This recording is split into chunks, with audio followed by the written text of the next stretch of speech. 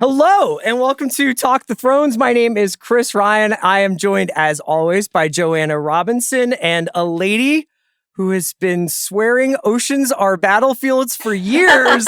The bitch fist. Incredible. It's Mallory Rubin. I hope that sticks. Formally requesting that sticks. Should that just be like your Chiron? Yeah, on here? great name Bitch for a fist? ship. Great new moniker. I'm in. We are back after 2 years Wild. waiting for House of the Dragon to return. We're here to talk about all the hot D action Yeah. in the first episode.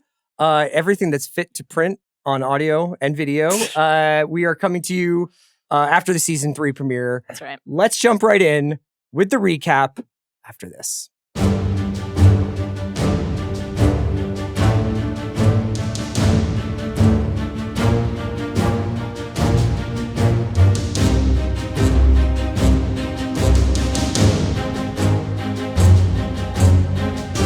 Okay, guys, lots of blood, lots of fire, lots of nautical warfare in this one. Let's dive into the recap. Excited. I missed this.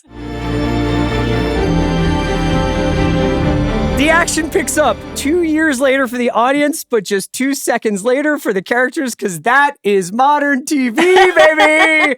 Yes. Rhaena Targaryen is right where we left her, test driving Sheepstealer somewhere over the Vale. It's going about as well as when I tried to learn stick on my dad's Mazda and almost left his transmission on a Vermont highway. Back in King's Landing, Aemond is doing the first 100 days thing that new leaders like to do after ascending to the throne that his brother abdicated. And when I say abdicated, I mean he ran for his life with Larys and took a bunch of gold with him. He only gets so far, getting picked up somewhere on the road by Rhaenyra's men, who decide to sell Aegon and Larys for a price. And speaking of Rhaenyra, she's having one of what will be many spirited political debates with her annoying son, Jace. Sheesh. She wants to go all in on the Alicent peace plan, but Jace is skeptical. He goes full Admiral Akbar, warning her it's a trap. But does she listen? She does not. By the way, this entire peace plan rests on Aemond not being king and flying to meet Chrissy Cole in the Riverlands. But Your guy. what this book presupposes is, what if he didn't? I mean, When Alicent returns to King's Landing, she finds out that Aemond has declared himself king, lays out the alliance of the Hightowers by land and air and the Triarchy by sea, and she tries to persuade Aemond to fly to Cole's aid, and he says no. But then one thing sways him, and that's getting to plant a big wet one on his mom's lips. Yep. Works every time. So he is now saying he's going to go help Criston Cole. It's Thrones, baby. did you miss the incest? I wasn't expecting mom son, I gotta tell you. On the black side of things, Dame is killing the shit out of a bunch of Lannisters somewhere in a field, but he's a builder, not a destroyer. And before you know it, he signed up a new group of fighters to his cause. I have to admit, I don't know who these people are.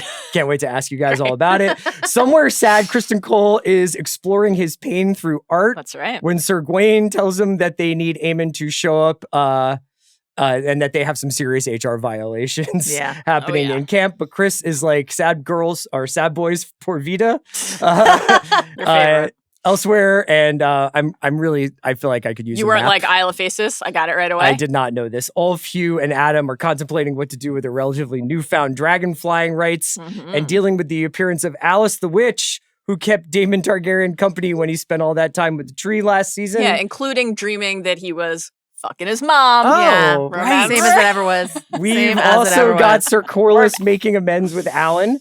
And all of this is kind of a side dish to the massive seafood feast we are about to get for the second half of the episode. Sir Fanter. So we're on the water, and on one side we have Ty Lannister, right? Yeah. Thailand. Yeah. And You call him Shikaro, Ty. the Triarchy You can call him Ty. commander. Yeah. That's right. And on the other side, we've got Corlys, Alan, and the Rhaenyra line forces. It's a battle, the Battle of the Gullet. That's right. To the Correct. Gullet on the morrow. 2 Long years promised, huge naval battle. Yep. In terms of air support, there's some internecine conflict between Rhaenyra and Jace over who flies and who buys. Jace solves this by locking his queen mother up in her studio apartment. Great move. And he and Baela fly to Corlys's aid. Mm-hmm. And Corlys could use it because Lohar is tooling him up, Yeah. honestly. Yeah. The only thing going against the Triarchy is Lohar's desire to make Corlys personally pay by burning down his treasure room. They take this duel all the way to the shallow waters. There's some navigational stuff going on. Yes. Make some cool naval maneuvers. And all while Jason Vermax and Baela and Moondancer light up the Green Fleet and also some of the Black Fleet. It's not an exact science. We'll leave that to Rhaena and That's Sheepstealer. Rhaena and Rhaena Sheepstealer. does that. Yeah, My bad. yeah. It gets a little confusing up there. Then, in quick succession, but not necessarily in this order, the following things happen. Yep. Rhaena arrives, shows how not to train your dragon. Yeah. Because Moondancer gives them the term friendly fire a new spin, a new meaning. Jace and Vermax get harpooned twice. Yeah. Corlys gets thrown into the sea and his status is unknown. Alan wrestles with Lohar and stabs the Triarchy leader to death, bringing the stage of the battle to a bloody end. And then Jace gets killed when Vermax crashes into the sea and he gets shot with a bunch of arrows. Vermax gets killed too. Yeah, well, I'm sorry. More I'm leading with importantly- the prince. More importantly, I would say than the heir to the throne. Tywin Lannister. In the drink, In the drink. kit, Is he after okay? being all like, I won't go in. My whole plan is to not go into the drink in my kit. I think he's dead. So that would be 2 Lannisters dead in this one think episode. I think he's both the fine. Lannisters. You think he's fine? Okay. I'm unsure. We'll see. We'll We find get to out. the end of this episode. Yeah. A couple of bodies. Yeah. Oh yeah. Some of turmoil. dragons lost. Or dragon lost. Yeah, Vermax. But what's the biggest headline? What was your favorite part of this episode, Joe? I think it's Vermax drowning, oddly enough, because that's the moment I I had trouble connecting with the Battle of the Gullet for some of the logistical reasons that we will talk about.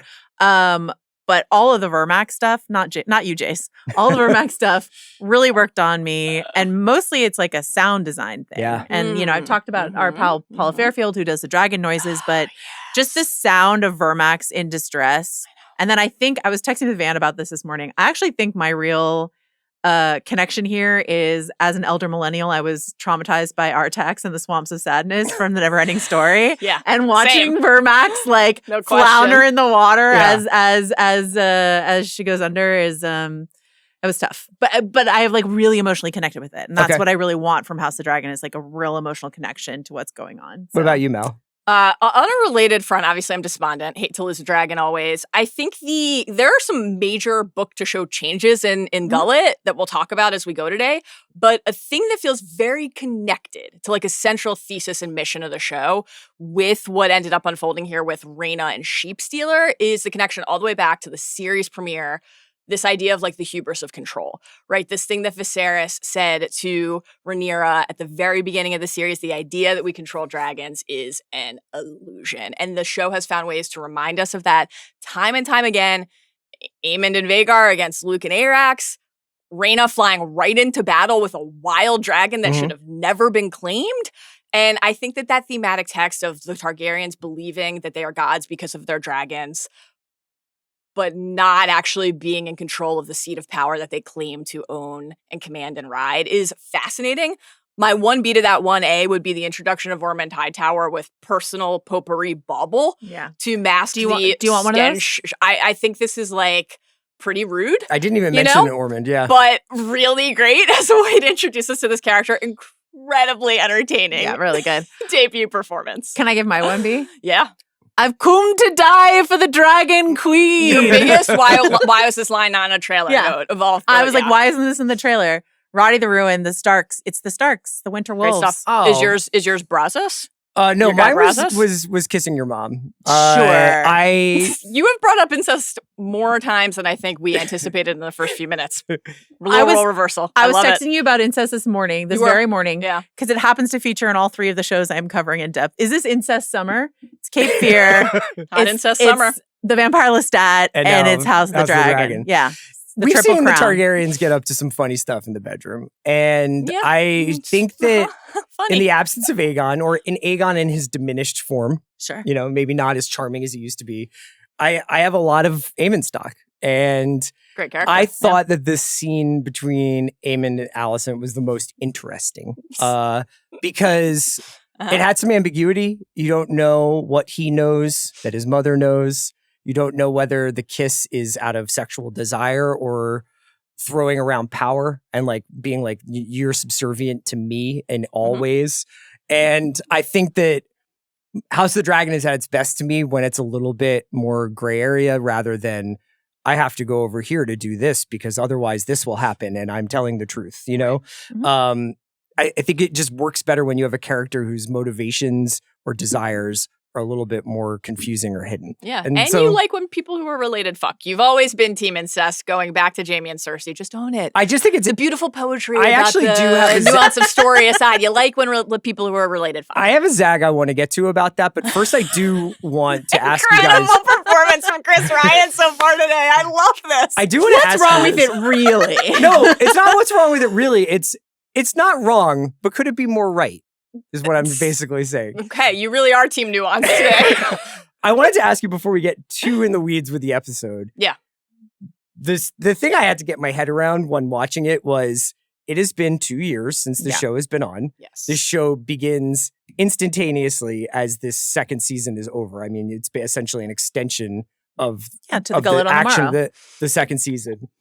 I as you may have been able to tell from the recap, did not do a tremendous amount of rewatching before we started this up.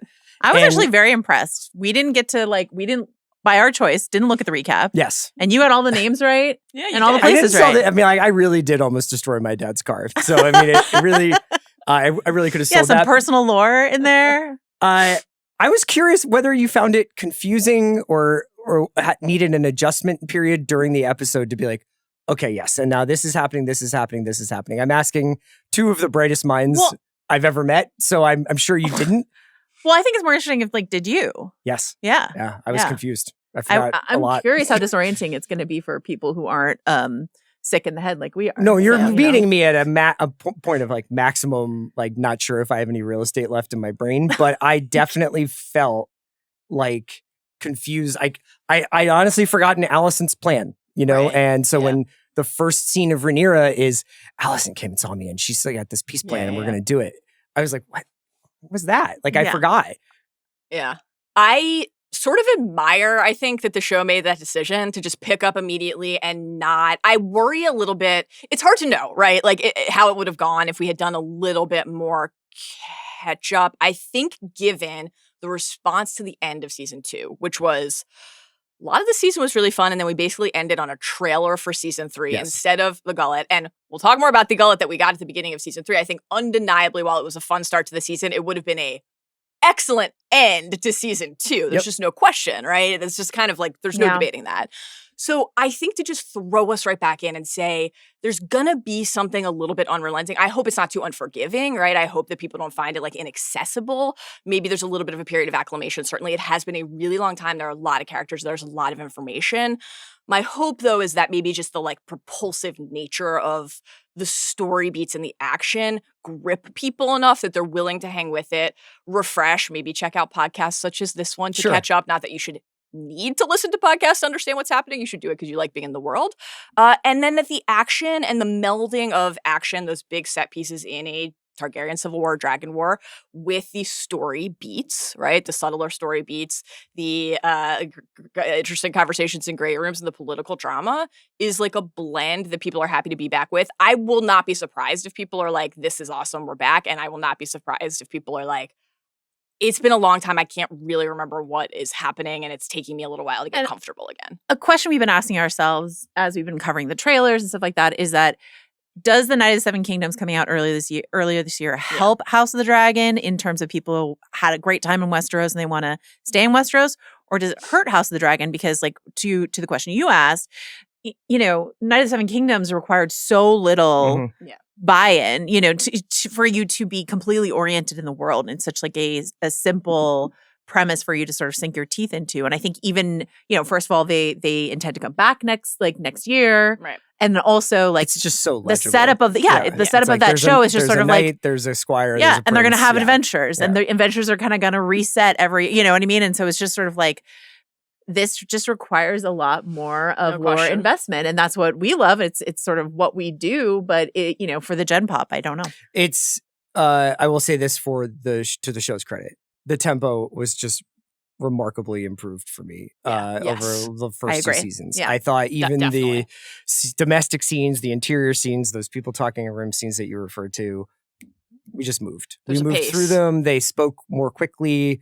I thought they had people out in the world doing things in a way that sometimes maybe in previous seasons, there was a degree of a static kind of I'm kind of standing in this one room in King's Landing for a long stretch Right. I'm of in the Harrenhal season. for 6 episodes. But even yeah, like your which I point loved. about the James Norton Hightower introduction, having him have a prop to like be like, Yeah. I have highfalutin sort of highborn tastes, and I don't want to smell shit and piss and all this stuff that comes along with war. They gave him a bit. Give him a bit. We love a bit. I think that I wonder how much of that, and like there have been a lot of glowing reviews of this season from critics. I saw that. And what I saw Exciting. again and again was the pace. The pace is improved. And I wonder how much of that has to do with, season 1 was 10 episodes, season 2 is 8 episodes, and it really felt like they ran on a budget, but like they ran on a road. Mhm. The way they pace a season, they just sort of like, they looked down and there was air underneath their feet and they're like, oh no, we got to be continued this story.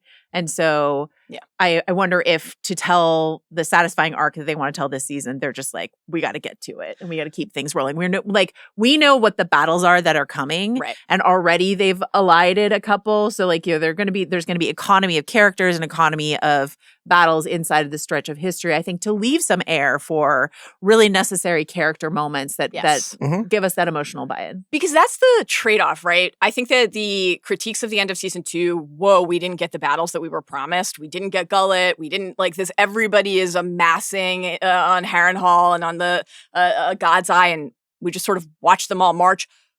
You don't want to end up in a place where we're like the end of Game of Thrones, where it's flipped completely and it's like only about the style and the flash and the spectacle, and it's not about the substance that you've come to love and has gripped you so fully in the characters in the first place. It has to be the balance. They have an end point too, right? A 4-season plan now, knowing that the remaining seasons are going to be 8 episodes. Hopefully that allows that better pace and feeling and flow and rhythm to continue. This is like a smaller beat in the first episode, but I think maybe emblematic of what we're all identifying. Aegon and Larys. There's a version of that in season 2 where like they are just on the Raven's shit throne, as Aegon so poetically and beautifully puts it, for quite a while. It's like 3 minutes before they're found by the Staunton men. Larys has a plot and a scheme and a plot. Sure does. A deception that he's working. Just gives up that crown.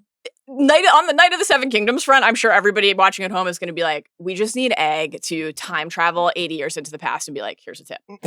Shave your head. Yeah. If you're trying to remain incognito on the road and you've got those burned, telltale locks. If you've been badly burned, you've got 5 remaining hairs on your head. Just shave it. Just say goodbye at that point, you know? But like that just all started happening so quickly, you know? And it was fun. There were moments of humor in this episode that it wasn't a laugh riot, but that I think that has been an issue that some people have had with House of the Dragon is when you rewatch Game of Thrones and certainly Night of the Seven Kingdoms, when you rewatch Thrones, there's just so much levity in the mix. Yeah. And it's tough when you're just in the middle of like horrible civil war. But there were moments like Helena really cracked me up in this episode when she's talking to Alicent. She's like, from the king. Yes. That was great. Great. Like I thought the Larys Aegon stuff was really funny. Yeah. Ormond was hysterical. Ormond was really good. So yeah, there's in terms of like keeping the pace going, there is a nice like shift in tone to go along with it. Yeah. Criston, your guy, not laughing much. No laughter Still pretty in that dour camp. with your boy. But I do enjoy the arts and crafts. I'm excited to talk to you about your thoughts on him going back to his family sigil, the Cole family sigil. Incredible. Going to unfold at his camp. Yeah. Paint by numbers is really having a Yeah. moment. Do you think Gwyn is eager to get back because he's like, I can't get my Botox treatments out on the road and I got to get back to the castle? In a similar way that the show itself is kind of trying to serve a bunch of different masters, where it's like there are people who know all this stuff. We're trying to illustrate it for them. There are people who are just casual television watchers. It's been 2 years. We have to catch them up. I thought that the Battle of the Gullet was interesting because this is something that Thrones heads are probably like, cool, one of the pivotal moments in Westeros history is about to play out in front of me. But on the other hand, you need to situate everybody into like, what the hell is happening? Mm-hmm. Why is everybody so mad? They've all got boats. Like I thought that I was kind of like impressed that Condell and company decided to just be like, we're throwing you in literally in the deep end of the ocean. And you got to catch up. You got to catch up with like all these maneuvers, what might be important to Corlys, what's important to the Triarchy. What did you guys think of the execution of the Gullet? I am pretty mixed on it. I think they did everything that they could and had to do. I think a problem a challenge they're going to have this season is in this stretch of the book, there are so many battles with characters we've never heard of. So in this episode, they put Daemon inside of a battle to like get us invested in that battle. Otherwise, like, who do we care about? Who's there, etc. Right. So obviously, we theoretically care about Corlys and Alan and Baela and Jace. But Jace, I'm like irritated with at this point, though, due to some adaptive changes. Well, you got your way. And so then it's just like kind of really Corlys. And it's also challenging. They did a great job with Rook's Rest, but it's also challenging to get us emotionally invested in Dragon Battle when you've got these little, people on the backs of these giant CGI effects. It's really hard. It's hard to like connect. I was watching it, believe it or not, pretty attentively, and I found myself confused as to who was on which dragon and which dragon was doing what thing at various moments. So, I mean, the battle was this is your signature corner. Yeah. The battle was like, come on. You know what I mean though, right? Like, yeah, the battle was like 24 minutes of this episode, thereabouts. I liked everything else in the episode more than I liked the battle. But also that's pretty standard for me. I'm not like the big like battle episode person. Can I also just say, it's fucking hard to make naval battles on film. Oh, for sure. Yeah. No question. It's the reason why people look at Master Commander and they're like, that's one of the best action adventure movies of all time. A shared fave. Is because you can tell where the boat is in relation to the other boat all the time. And you kind of have a sense, even with all the naval jargon that they're throwing around of what they're trying to achieve. Well, that's 2 boats. So you really, and maybe like a fake boat. But there's a lot of red shirt boats out there on the sea. True. For sure. What did you make of it? So I think especially because we had this 2-year gap of anticipation for us, the fans, the viewers, but also then of like the machine that makes House of the Dragon talking up the episode and saying that this was going to be really worth the wait in this great thing, which like in general I would say is not an advisable strategy. Just like let the thing be great or not, goal right? entirely. Yeah. Sports Joe. Sports Joe. World Cup Joe is out. Man, World Cup Joe is on one lately. I love it. So there's just kind of that in general. I think that the Battle of the Gullet had more Lohar and Tylan Lannister in it as central figures, kind of to your point about just which characters is it rooted around, than I would have anticipated. I think part of that is because there is a major adaptive change here in the participants. That said, the dragon stuff did really work for me. I obviously have just a different relationship to the, like, I think magical creatures aspect of the story. So that part of it, the bond between the rider and the dragons, the fact that the adaptive change, while it took some characters who normally would have been there putting more people into the mix, Ulf should have been there. Hugh should have been there. That's Adam right. should have been there. Nettles is now officially, we can say definitively, out of the show. Rhaena has Nettles as dragon. That's definitive. That's no longer something we need to speculate on. So that's just a different set. They made it more of a family affair, right? We have 2 sisters, Rhaena and Baela, and then we have Jace, who is, of course, betrothed to Baela. They're all related, right? Okay. So and we related to Corlys and Alan, who are down on the boat. So the family affair thing, I think, in real time, when we saw Ulf, Adam, and Hugh on the Isle of Faces, I was like, whoa, what are you guys doing? What's happening here and why? I think we'll go way longer on that on the deep dive and some of the like ripple effects of that and implications of that. Genuinely insane that it happened, though. There's a lot to talk about there. I'm actually fascinated. I don't want to spoil this stuff or talk about it too deeply on this show, but I cannot wait to listen to the deep dive because it's also just not a text like the other Game of Thrones texts are. So it's like, for sure, it is open to interpretation. I'm so sorry. Can I just like do a quick like Isle of Faces pause? Just say really quickly, imagine that there was like a book series you loved and there's a place that the book series never went. And canonically, only 2 characters in all of the history of known characters ever went there, and the story did not go there with them. So it's this magical island on the God's Eye, which is the lake right by Harrenhal. It's called the Isle of Faces. Yeah. And a bunch of magical stuff is theoretically there. Yeah. But to see a green man again, delightful. Especially after the dragons die, you cannot get to that island because like you try to get there on a boat and you just can't make it. It's just this like hard, and then they just like, it's like Widow's Bay. Yeah, exactly. You got to be at a certain bearing to get to the Lost Island. And so it's just this like impenetrable magical place. And they're like, what if we had Ulf take a shit there? Like, it's just an insane Again, the Night of the Seven Kingdoms effect, I think, undeniable. In the let's not just have him take a shit, but add the fart sounds in for added effect. On the Isle of Faces, it is a wild. I think it's kind of like cool that they did that, but also I'm really interested. You're curious about how it's going to ripple out. Yeah, we'll talk about that both in the deep dive, but also in the spoiler section, some of the potential implications of that. But so Jace sees Rhaena, right? Definitively, he's like Rhaena. Rhaena sees Baela. Did Baela see Rhaena? No. How many other people saw Rhaena? Here's the thing. It kind of doesn't matter because what they did see is a dragon come in and attack the other dragons and burn the Velaryon fleet. So Rhaena leaves this. Rhaena has spent her life to this point desperate for a dragon. Like, maybe this is a thing that's actually worth a quick refresher on for people. Rhaena did not have a dragon. Well, Aemond took her dragon, right? Well, that was not her dragon. It was a dragon she could have chosen to claim. It was her mother's dragon. Right. She could have tried, but Aemond beat her to it. Aemond's a great comp, right? Because when Aemond was a kid, we saw that desperation, that loneliness, feeling like you were on the outside of the family defined by this thing that you didn't have access to. We saw that with Rhaena too. Remember when they were in Pentos and she's like, am I going to get to stay because I don't have a dragon, right? And her mother's like, right, Sweetling, like some of them don't hatch. Like some people have a harder road. Yes. Yeah. So for her mother, that road was claiming Vhagar. For Aemond, that road was claiming Vhagar. For Rhaena, we heard last season that Rhaena had tried to claim Sea Smoke and almost died in the attempt, right? She didn't just claim Sheepstealer. She claimed a wild dragon. Right. This is not a dragon who's had a rider. And Sheepstealer has been around since like Jaehaerys the First's youth. This is an old dragon who's never had a rider because he's wild. Right. Feral wild, right? It's a crazy thing to attempt. Reckless from the start before she even decides to just immediately join the battle. A hot take, maybe Rhaena shouldn't have a dragon. And I think there was a reason. To your point about like the gray, Chris, and how satisfying it is to watch, I think you have the pull of like, of course you would want this desperately. Of course it would be this thing you need. Of course you would finally fly back to Dragonstone. Loved seeing Sheepstealer throw Rhaena some meat after like the flight, right? That was great. Fly back to Dragonstone, you see the smoke and you're like, we have to go help immediately.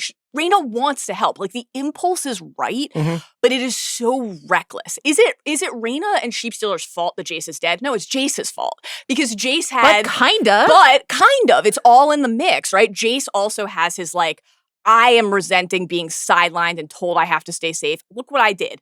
I brought the Vale into the fold. I brought the North into the fold. I secured the crossing so that the Winter Wolves who we see arrive could come. Where's my respect? He has no battle experience and he flies a fucking foot above the water and his dragon's killed and so is he. I thought it was a cool moment. So that stuff in the battle I that loved. Could have been interrogated a little bit more is in Jace's argument with his mother, he's just like, you have to protect yourself because if you go down, this whole thing collapses. Right. Like the entire premise of what we're doing is based on you being queen. But how much of that is real?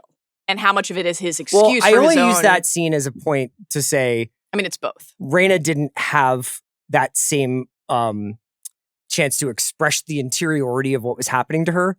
Like it's she's a lot just of talking screaming to a dragon. Yeah, it's a lot of screaming. I think in a way, for like a casual viewer, you might be watching this and be like, I think I remember that she was trying to train a dragon or trying to get a dragon, but I don't know. How does she know where all the action is happening? And how does she know that she's needed? She's just flying home to Dragonstone. She was just flying back to Dragonstone, and then she sees the battle. Yeah. My favorite, like, hey, remember line in this episode is when she goes, that's my sister. You know, like in case you guys didn't know, that's my sister Baela. Shout out Baela on Moondancer. Baela, who actually has done some like battle tactic stuff in her past. Yes. She's saves Vermax and Jace. And like for those of us watching the battle who know that, and it's a much more truncated, obviously, situation in the book.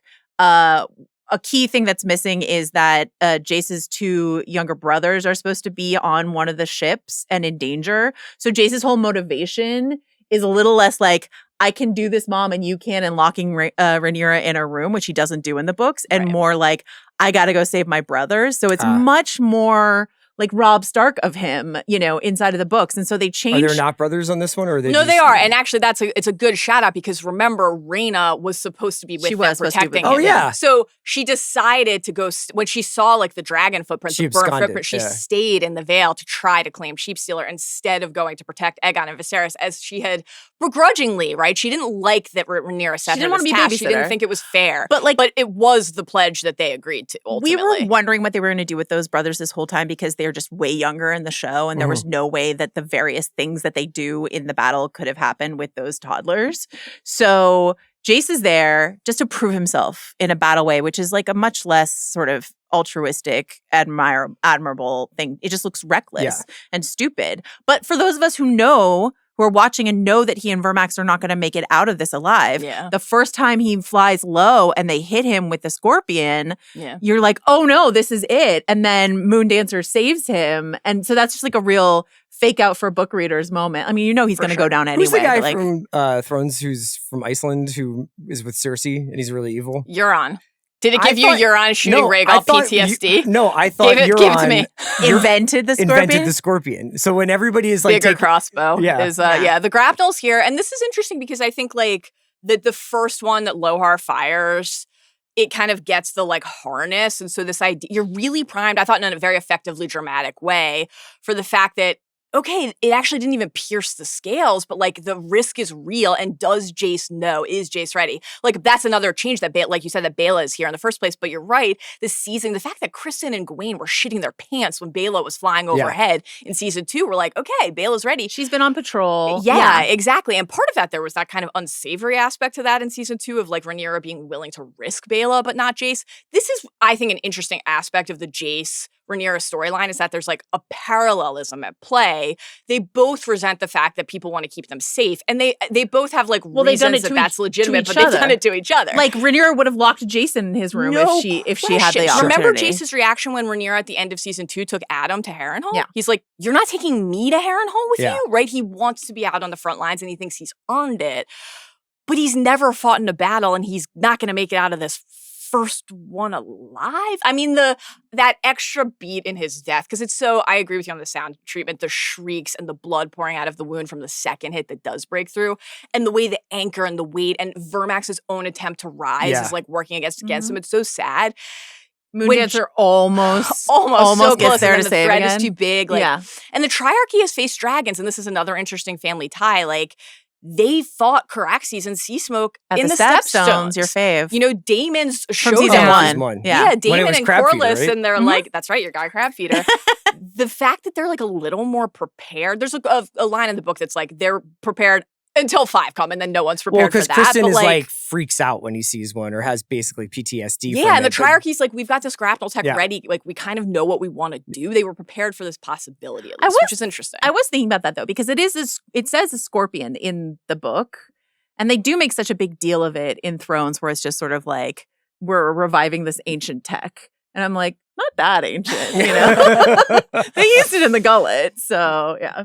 Anything else from the Gullet that you wanted to hit before we move on? Because obviously there's the Corlys, Shikaro, Lohar, and Alan, beef, which was admittedly like new to me. I was like, I didn't remember that this was like a long-standing like problem.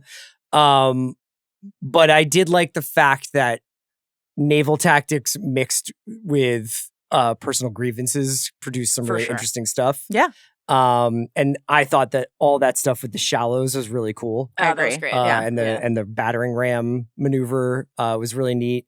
But that was like ultimately, I think it was like a satisfying fight and satisfying conclusion to that plot line. But I can't say that was at top of mind what I was going to see first episode of the season. I think they've been struggling with Alan. I don't know that I want to feel more connected to that character than I do. I feel really connected to Adam. But even though they gave Alan that scene with Corlys in this episode, and they've been giving him, but it's all kind of the same. I was thinking about our guy, Brad Inglesby, and Task and Mayor of Easttown, and how he likes to talk about, these scenes that he likes to put in his shows where it's just like people doing nothing and just talking to each other. And it's a way for you to really like just sink into those characters and who they are. And for Alan, I feel like his entire purpose on the show has just been, I'm his bastard. It's just like a one plot line kind of person, and he doesn't have any friends, and he just doesn't have, he has a brother that he like has kind of, but it's just been like, here's the broad strokes of who this guy is, but not any of the depth of who this guy is. And so I just like want to be sort of sunk into him and be worried about him. And I just didn't feel that connection in the way I wanted to. I thought it was interesting in their let's share a drink. I don't really want to share a drink while I'm not going to drink alone conversation, that there was actually what felt to me like a slight updating of the canon. This like, well, I tried to provide a life for you. Yeah, you tried to provide a life, but not a name. I'm like, wait a minute. You're like, we're screaming at him at the end of season 2 about how you didn't have money for bread. Mm-hmm. That I think kind of is connected to what you're saying of maybe the show feels like they need to give us a little bit more like heart there because like. But like too little too late. Yeah. I thought seeing Alan kick ass was fun. Was really fun. And certainly in the moment, there were like some subtler beats before the big like father when Corlys goes into the water. You're like, okay, something is changing, right? But I thought there were subtler moments before that where just the fact that Corlys is like, I'm going to risk myself to attempt to like enact this maneuver that I know this person who hates me will follow. I know Lohar will follow. And I thought Alan looked at him and was like, okay, like interesting. So there were some subtle things there. I thought the most interesting maybe character beat though was just that Lohar was right about Corlys getting distracted by high tide burning, and that, you know, that felt satisfying and interesting because when he renames his ship from Sea Snake to Queen Who Never Was, can't get through the pod without saying the tits on the Rhaenys figurehead on the mast of the ship now bearing her name. Do you think one of the first things I texted you guys about? Do you think Alan oversaw the construction of those? Again, it's a family affair always on Game of Thrones here. Cool. The big speech about the ship was like, that was a monument to my glory, and like now it's about other things. But Lohar was like, if he sees that trophy room burning, that treasure room burning, like it's gonna fuck him up, and it did. And high tide is like ashes now. Yeah, this is like, you know, the like history doesn't remember blood, it remembers names. You know, the big speech to Daemon to go to the Stepstones in the first place was about like, you know, for us it's like it's a made, we gotta make it. And so like to forge that legacy and do all these things and then be really unmoored by seeing it up in ashes, well, what's the ripple effect from there? I ended this episode admittedly probably informed a little bit by some of the reviews I've read, some of the interviews I've read surrounding the, you know, production of the episode and the reviews of the season so far. And I think the thing that they're trying to get across is that this season, but especially this battle, is about like, you know, the folly of war, and there are no winners, and the destruction it wreaks. And I did come out of it. I wonder whether some people will be watching and be like, so who won? Right? Like you get to the end of the episode and you're like, I think this was like kind of like a really bad bloody tie. I think that's the point, though, is to have that feeling. Point. Yeah. Did you think that the point was communicated? Yes, I did. I think that the final I think the fact that I don't know means I guess it was, because I'm like, I don't really know like how I'm supposed to feel about this. You could have ended just on Jace's death, right? You could have ended on the, I had to unhook and I reached for that plank of wood and like, boy, I'm really going to mourn my dragon, but like we'll find a way through. We'll learn some things. I'll say, Mom, sorry I did the thing to you that like people have been doing to you your entire life, telling you to sit on the sidelines. Then he gets shot with 3 arrows and immediately dies. Very tough. They totally Robb Stark. Mother. Exact Robb Stark face. We don't end on that. What we end on is the fractured flagship, and then the overhead shot of Bela and Moondancer, because Sheepstealer and Rhaena have peeled off, and you know Rhaena's like, fuck, that did not go well, and that's going to be a problem, Maybe right? They didn't see me. Jace and Vermax are dead, and it's Rhaena and Bela flying over devastation, right? Everywhere you look. So like, is Lohar dead? Yeah. Is the Triarchy in shambles? Yeah. Like that's true. But is Team Black going to feel like they won when they took that much damage, and the heir to the throne, the crown prince, Jacaerys, is dead and his dragon is dead? How can you feel good about that outcome? There's this point in the book where they're like, the Velaryon fleet lost 1/3 of its ships. Tough. Thousands died. They're like, but nothing was more important than the fact that little Prince Jace I mean, was lost at sea. You know, again, who writes the histories? I think so. On the Jace front too, like his insecurity about being a bastard obviously fuels this too, right? Because he's always felt that sense that he has to prove himself more than other people. So I do think he wants to keep his mother safe. Like that's true. I should start using the past tense. He wanted to keep his mother safe. That was true. We aren't sure. We didn't see a body. He was down. Like gray. He was, the blood left him with a quickness, I think. And you know, like Rhaenyra, this is her. We were texting the three of us about like the shatter, an instrument of war in her hands. And what is she doing with it? Tearing a garment because she's not able to leave her own apartments. Your Queen's Guard taken the bros' command over yours, and like, Imagine you can't overstate how nuts this is. Imagine fighting the patriarchy your whole life just to raise a member of the patriarchy. It's so tough. It's so tough. Champion of the Looksmaxers everywhere with that jawline. Incredible stuff, you know? Let's talk a little bit about some of the quieter moments. I do want to talk a little bit about Incest. I want to talk a little bit about Alicent and Aemond. Is this canon? The kiss? Yeah. No, but I think Aemond being very pro-incest is canon, right? For sure. Like and in the show and in the books, like he loves a mature woman. Exactly. He's got mommy issues and he's pro-incest. That's so those powers combined. We had some memorable experiences on this very show, Talk to Thrones, when Aemond fucked Sylvie and then drank mother's milk. He like, fetch me some more milk. Had a complicated relationship with his mother for some time, so this did not surprise me that this happened at all. He also was like to Aegon earlier in the show, treat your future queen with respect. When, you know, Aegon would make fun of Helena, like counting bugs and stuff, and you'd be like, well, you marry if you want to. And Aemon was like, I would like be delighted to. Love to. I would, and he also wish I could. He also approached Helena last season. That's right. Fly with you me, know. So he's like been wanting to keep it in the family for a while now, and enjoys a mature woman. And so sure does. If both of those things are offered at home, why not go for it? Controversial. Well, for Alicent, it's never going to happen. Like she remember her the Rhaenyra fight when they were the younger cast, the beginning of season 3, and she's like, you Targaryens and your queer customs. Then she had to marry 2 of her children to each other, right? And then Larys foot stuff, that's not incest, but it is a sexual... I was going to ask you, what do you think is worse, showing Larys drawing your feet or kissing your son? I think that her face said it all. Is the son one? Yeah. How is this my life? Just in total. That foot stuff was Olivia Cook, fantastic in Unbelievable. that kissing scene, but also the scene leading up to it where she comes into the room and is sort of like, this is all my fault. Actually, it's not, but you know, I'm going to say she's that. Manipulating she's manipulating him. Oh, everything she says is a lie. And I love, so this is an adaptive change, this idea that like Alicent is working behind the scenes at King's Landing on Rhaenyra's behalf because she's so tired of war. And so it gives Alicent this really active, like scheming, manipulating thing to do. She's writing letters and pretending they're from, sneaking in and out of the palace. Just like sneaking out of the palace, manipulating Aemond, lying to the guards, and scheming. And I love that. And, you know, it goes back to watching her write scrolls made me think of her father, of course, but like just goes back to like what the Hightowers did in the first place to get into power. So to give Alicent this more active role gives Olivia Cook a lot of fun things to play with. And I just really like this as an adaptive choice. I really agree. And I think it still remains the best example of the kind of adaptive choice that the show can make, where it's like, the competing narratives in Fire and Blood, the fact that there are different versions of history, that's just an interesting commentary in general. But the fact that like the history for these 2 women would have been the thing that the men didn't like commit to the page or understand in full is like such a rich vein to continue to tap.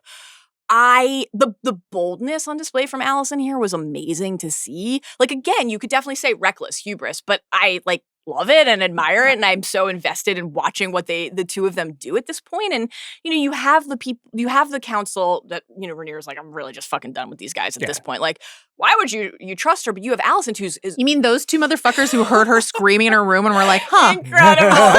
Well, they're used to it, right? They're like, we started to plot a war with Daemon when she was like screaming in childbirth upstairs. Like, plenty of whales another kid. How does that work? I don't know. That we ignore. Yeah. But like the fact that Alicent comes back and is like, okay, the pledge centered on Aemon and Vhagar will be gone and Aegon will be here, and neither of those things are true. It's so easy to just say, it's over. Yeah. It's done. But she doesn't do that. Like, she doesn't accept her fate, which is real meaningful, like character progression, real character on an arc stuff for Alicent. She's done with big bathtub. It's cool though. That was so good when she was like, I was in the Kingswood, Aemond. Like, you know how much I love to just like float in water. She's like, it doesn't seem like you really need me here anymore. Yeah. You know, but I love that because like he was such a fucking dick to her in, was that episode 6 maybe of season 2 after he was regent? And he's like, thanks for all your help. When we needed you, we don't need you anymore. Right. And like for her to know that he would know that that was a real wound for her and then use it to her advantage is brilliant. Like the cupping of the face, all of it. Yeah. I think that if I had a thing, I would, my big takeaway from this episode wound up being like that if you go back and watch a couple of those scenes, maybe in past seasons, you get a little bit more of a flashing sign that says this is important or like keep an eye on this. Yep. And I don't think there was as much hand-holding in this episode, probably to its benefit Alicent being a sort of secret agent and trying to manipulate Aemond being number one. Aemond perhaps knowing that, but still kind of being like, if you kiss me, I'll go fly and help your guy. The other one that I thought was interesting was the whole, what was the name of the island that they're on? Isle of Faces. Isle of Faces situation, where first pass, I kind of was like, oh, this is almost like comic relief because these are like common folk talking about how crazy the situation is, even though these guys are now dragon riders. But I think it's important to note the division among those three, and also no question, the multiplicity of viewpoints that they express.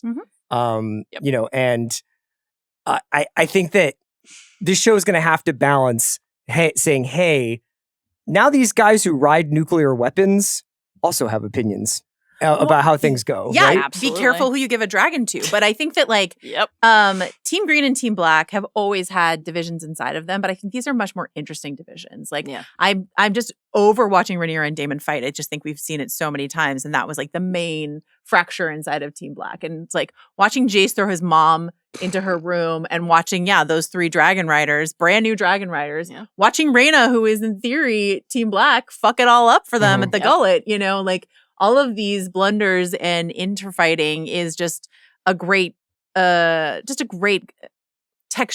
of conflict. And on that texture front, they all have different reasons. Rhaena, like, does it go well? No. Is it kind of like a right reasons thing? Yeah. Ulf is like really, he's an unapologetic striver. Like it's naked. It's clear to anyone who's paying an ounce of attention. You know, more of those little birds, right, at the banquet. I thought his whole thing is like, why do I need like a title? I have oh my God, I can't live in a title. I can't drink it, right? Real, but don't you think you get more women with a castle? That was incredible. Good follow-up point from you there. The real like shades of hot pie, like thinking that just having armor made you a knight. I also was thinking of Melisandre and Gendry with like the King's Blood. That was an interesting bit of I was thinking about backstory with the Varys as well. Abusive priests, yeah. But like, you know, sometimes the thing you learn about the characters in the adaptation is that they have more of an active hand, and sometimes you learn that there's more of like a tragic emptiness or a void there. Like the account for Aemond going to deciding I'm going to go to Harrenhal in the book is Septon Eustace tells us that the Kinslayer, right, Aemond One-Eye Kinslayer,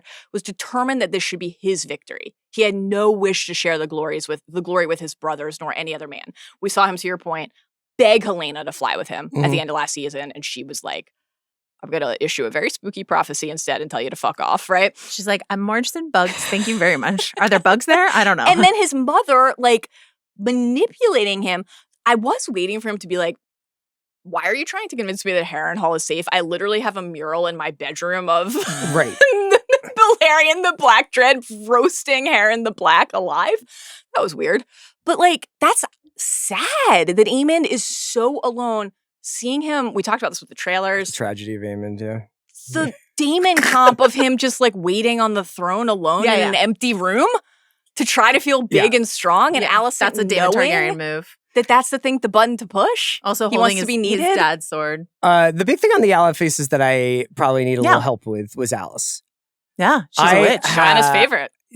Admittedly, I think glazed over a little bit during. I thought Alys, the character, was very interesting. I don't remember exactly what she was doing or talking to Daemon about. A lot of dream interpretation. A lot of vision questing. When she shows up and is like, "Oh yeah, you guys should really get involved." It's pretty bad. Yep. Where's she coming from? What is it? I mean, it's hard to know with Alys, but my interpretation is that she's telling the truth. They could use her at the Battle of the Gullet. I can't think of another other than like, what the fuck are you doing on the Isle of Faces? Get out of here.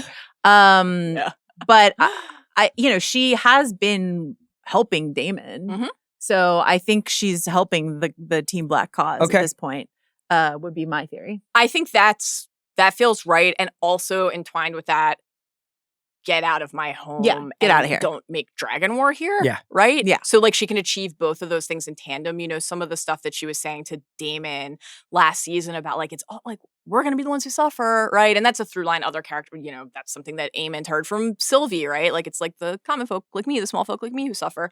Alys is the magic associated around Alys obviously is like really compelling and wonderful. I think exact total ability to understand her agenda is like kind of an open thing for us to discover in real time, which is something I'm really, I think it's really also somewhat is the performance. Who's the actress who plays her? Gail Rankin. Gail Rankin gives it an air of, I'm not sure if this is 100%. Like, and I think that's intentional. She's so good, but it's like, you're on the back foot. I'm on the back foot. Yeah. She's like, is she about to drug me? Yeah. And will I like it if she does? And will I dream of fucking my mom? A couple of things. What's Daemon doing? Daemon is what he's supposed to. Not always the question. Honestly, what he's supposed to. Okay. He told Rhaenyra that he like won the Riverlands for her, and to a certain degree he did. Yep. And he's leading the Riverland charges against the Lannisters and the Westerland charge, and doing a really great job. We saw when that's Jason Lannister's head, we see Tywin's twin. Yeah. But when we saw they lingered on it for long enough that I was like, I imagine this is somebody important. Yeah. But when we saw him on the march, he had a lion, and we were really excited and hoping that he would get eaten by his own lion. No. Instead, we watched them butchering the lion on the battlefield. That was tough. This is sort of a blend of two different battles here, the Battle of the Red Fork and the Fish Feed. But what's important, I really love the scene when Daemon's like, it's better if my dragon burns the bodies. And then the guy was like, we have our own Oscar's like, we have to go back to the mud. I thought that was like such a cool, well, it's just always great when they remind you on this show that there are regional customs, dozens of shows that could be done. For sure. Because then we get a lot of Targaryens in our Game of Thrones, but that there are other ways of doing things, and that these people are like, this is a marriage of convenience. I don't necessarily find your way of doing things the most pleasant. Yeah? Well, and like Oscar put Daemon in his place in front of everyone last season. And so just even to your point of like Daemon kind of for once doing what he's supposed to do, you could see how painful it was for him to bite his tongue there, but like he did. Mm-hmm. He was like, fine, and do it your way, because like that's how an alliance works. And I actually need to be the mature adult, like seasoned expert warrior that I am. Of seasoned experts, like the Winter Wolves being here, the Northern Forces, the Starks, secured by Jace. Let's just give him his flowers once more. The Pact of Ice and Fire, Jace and Cregan Stark. Here are my graybeards. I will send them down to you. You can have the ocean. Yeah, Jace got the North to come join the fight. So now Daemon, who got everyone to bend the knee to Rhaenyra in the Riverlands, also now has Northerners on his side. So we are all converging on God's eye is what I imagine. And Criston Cole's over here. Criston Cole, sad boy painting in his tent, missed the battle. Yeah. I just loved the painting. I thought that was such a... This is like your opening question of kind of, is too much going on? Is there too much? Or like, where are people going to be? This is like the other side of it.